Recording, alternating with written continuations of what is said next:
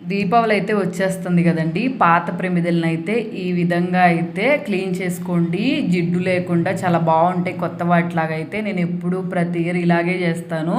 First ఒక వెడల్పుగా ఉన్న గిన్నె అయితే తీసుకొని అందులోకి ప్రమిదలన్నీ వేసుకొని తర్వాత ఒక 2 గిన్నెల వాటర్ అయితే వేసుకోండి. తర్వాత ఒక 1 టేబుల్ స్పూన్ సరుపు, ఒక 1 టేబుల్ స్పూన్ విమ్ జెల్, అలాగే ఒక పెద్ద టేబుల్ స్పూన్ నిండా అయితే కళ్ళుప్పు ఉంటుంది కదా, కళ్ళుప్పు. నెక్స్ట్ అలాగే ఒక నిమ్మకాయని అయితే కట్ చేసుకొని పిండుకొని ఇందులో వేసేసుకోండి.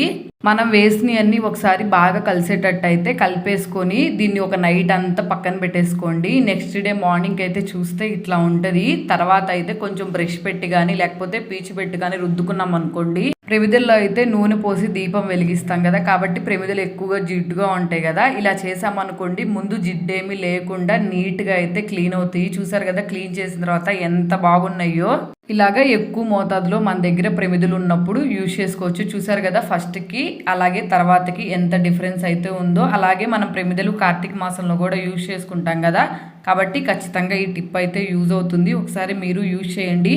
ఎలా వర్క్ అయింది కమెంట్ చేయండి. నచ్చితే సబ్స్క్రైబ్ చేసుకోండి.